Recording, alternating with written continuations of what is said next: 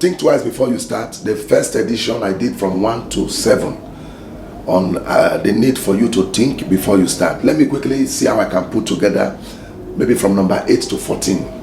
Number 8, think twice before you start, because you cannot transfer the foundation of your former ministry as your own foundation.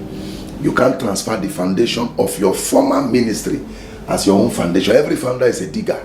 Where you cannot dig your own foundation, you will suffer untold frustration. Number 9, think twice before you start, because all your partners and financiers will stop partnering with you and financing you for just living where you left.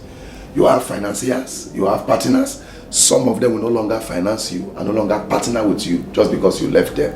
So you must check your capacity to survive without those partners you are relying on before you make that move. And number 10, think twice before starting.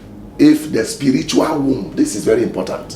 Think twice before starting. If the spiritual womb of your spiritual father hardly give birth to sons with great ministry, there is the womb you will emanate from. It will become the wound you never bargained for. So think twice. There are ministry where if you come out, you must crash. If you come out, you must go down. Where you are coming out from that kind of ministry, you have to think twice. If you have the spiritual capacity to survive such womb, never forget, there is the ministry womb that doesn't produce ministry giants.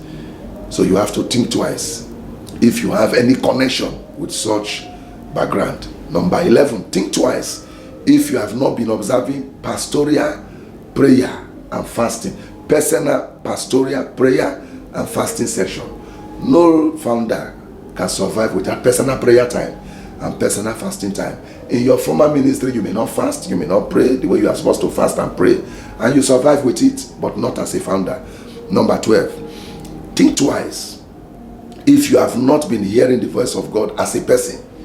Nobody can hear God for you as a founder. They may give confirmation, but for you to hear God on certain matters, it is a personal responsibility. Number 13, think twice if you have not trained yourself to live by faith. It's a life of endless faith. Ministry is a journey of faith. You will keep faithing it until you take your last breath. And number 14, which is the last for this section, think twice before starting. If your marriage is not working without the aid and the assistance of your current ministry, there are several assistant pastors. The only reason why their wife is still married to them is because they are still connected to their spiritual father.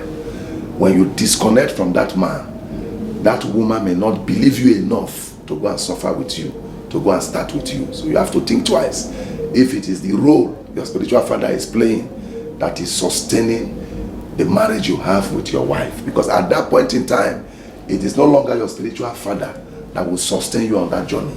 It is going to be your relationship with your wife that will keep you going. So if you don't have a marriage that can accommodate the responsibility of a founder, you have to think twice. The Lord bless you. So this is part 2. I've given 7 more in addition to the first 7, making it 14 things to think about. Maybe the third part, I will just do the last 7 so that you can have the complete 21 things to think about. You are blessed in Jesus' mighty name. Amen and amen. Peace.